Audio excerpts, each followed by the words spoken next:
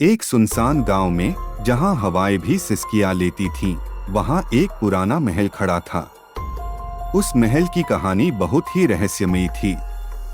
कहते हैं उस महल में एक राजकुमारी रहती थी, जिसकी मृत्यु अचानक हो गई थी।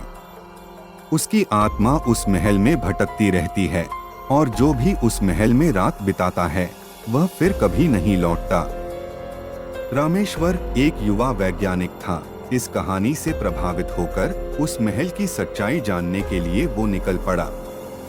उसने अपने साथ कुछ उपकरण और एक कैमरा लिया और महल की ओर चल दिया। जैसे ही वह महल के दरवाजे पर पहुंचा, उसे एक अजीब सी सर्दी महसूस हुई। उसने अपने कैमरे को चालू किया और महल के अंदर कदम रखा। महल के अंदर का दृश्य बहुत ही भयानक था।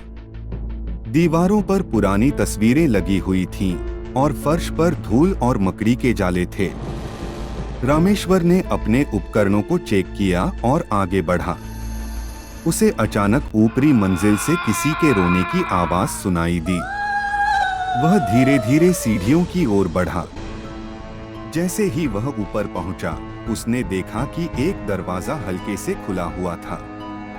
उसने धीरे से दरवाजे को धक्का दिया और जो उसने देखा, उससे उसकी रूह कांप गई। एक लंबी सफेद साड़ी में एक स्त्री की आकृति खिड़की के पास खड़ी थी। उसके बाल बिखरे हुए थे और उसकी आंखें लाल थीं। वह रामेश्वर की ओर मुड़ी और उसके मुंह से एक भयानक चीख निकली। रामेश्वर ने भागने की कोशिश की, लेकिन उसके पैर जैसे जमीन से चिपक गए थे। उसने अपने उपकरणों को फेंक दिया और अपनी आंखें बंद कर लीं। जब उसने अपनी आंखें खोलीं, तो वह स्त्री गायब थी। उसने अपने कैमरे को देखा और उसमें उस स्त्री की एक धुंधली तस्वीर थी। रामेश्वर ने उस तस्वीर को अपने साथ लिया और महल से बाहर निकल आया। उसने उस तस्वीर को अपने दोस्तों को दिखाया, लेकिन कोई भी उस पर विश्वास नहीं करता था। वे सभी सोचते थे कि वह एक धोखा था, लेकिन रामेश्वर जानता था कि उसने जो देखा था वह सच था। उस दिन के बाद से रामेश्वर कभी भी उस महल के पास नहीं गया, लेकिन वह जानता था कि उस महल में कुछ था जो अब भी उसकी आत्मा को छू जाता है। और वह जानता था कि वह राजकुमारी की आत्मा थी जो अब भी उस महल में भटक रही थी।